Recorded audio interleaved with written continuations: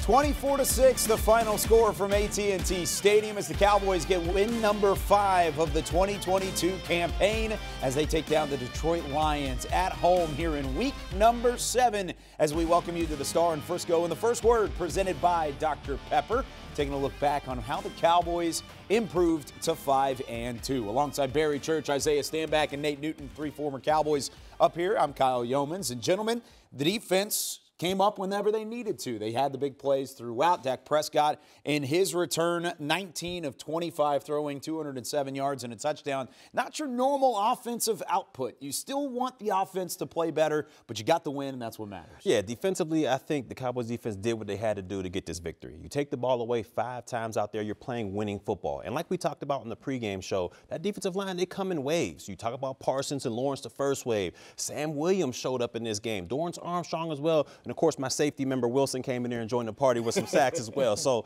defensively, they did their thing. They had to do their thing in order to get this W. Offensively, you saw a little bit of rust coming out the gates. You saw Dak Prescott really not in tune with his receivers early on, but I felt as the game progressed, he got more cool, calm, and collected with this offense. The running game was on point as well. So overall, I think it was a good victory for the Cowboys. I agree with you in the sense that the offense started they started building, right? Those guys started building on it. You know, Dak started settling in. The running game was going, right? And we know how effective Dak is when you have the running game. Defensively, they did what you expect them to do whenever a team has to drop back and pass. When teams have to drop back and pass, these boys are going to go after you. They're going to get you. They're going to take the ball away, whether it's in the air, whether they're going to get sacks and strip sacks. But running game, I'm still not convinced. I think Detroit was doing a heck of a job moving the ball on the ground. They had a couple things that did not work to their advantage, and that's something that Dan Quinn and this defense is going to want to shore up going into the rest of the season.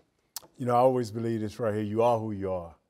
And Detroit, a good team that's fiery. They play hard. They run all over the field, but they make those critical plays that kept the Cowboys in it. This right here, when Coach McCarthy go in tomorrow and say, hey, we got past this, it's going to be a lot of things that he said that slipped by us. We're going to have to get better, fellas. It wasn't pretty, and you could see that. There was a point in that ball game where all it took was the touchdown from Jamal Williams, and Detroit has a lead late in that football game. The fumble at the goal line, that felt like the turning point. But from that point forward, Dallas put it on the gas and really got after it as we take a look at some of these final stats. But that's really what it looks like was the turning point, and they had to take advantage from there. Yeah, losing teams do losing things to lose games. I mean, if you go out there, you get that touchdown right there. The whole mojo, the whole momentum of that game switches around. But like you said, Williams fumbles the ball on the 1-yard line. Anthony Barr was able to pick it up, and I believe the Cowboys were able to go down the field in that same series. So that was a huge turning point in the game, and the Cowboys were able to take advantage of it.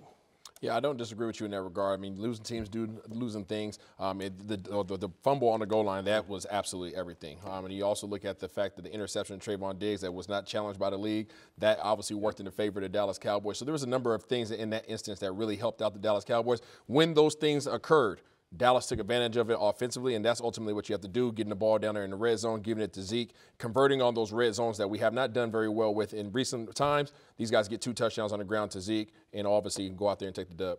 I just tell you, Isaiah, fellas, our run game was doing what it needed to do, and I'm most of the positive guy.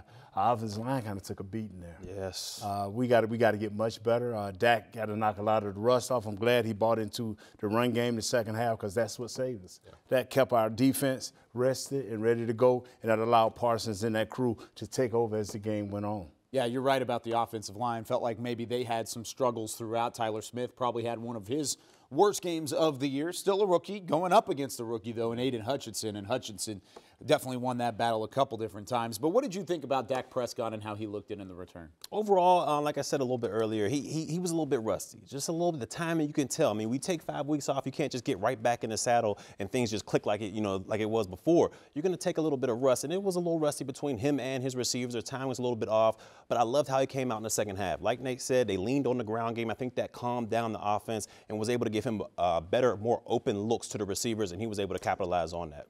I think it's very interesting that there was a couple of times where Dak tried to force the ball down the field.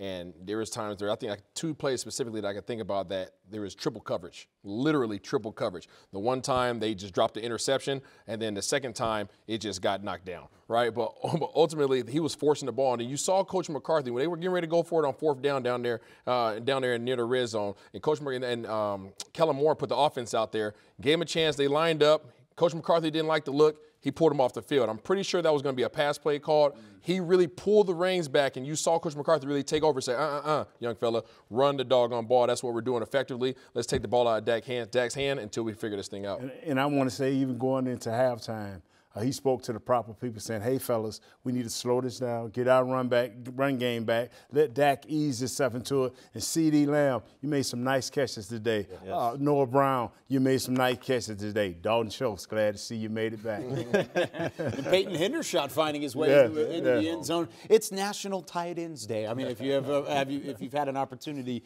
to look on social media, and Peyton Hendershot celebrated accordingly. But this wasn't the cleanest win. Where do they need to focus in on this week, going up against the Bears next week? Still a winnable game right back here at AT&T Stadium. So where do they need to focus their attention to heading into the week of preparation? I would have to say the offensive line. And if you looked at it, they took a beating today, especially Tyler Smith off the edge. I think Adrian Hutchinson, Hutchinson. He had a heck of a game out there off the edge. And the Bears got a couple guys that can get after the quarterback, including Robert Quinn, who was once a Dallas Cowboy. So to me, offensive line, get it in gear because the Bears are coming to town.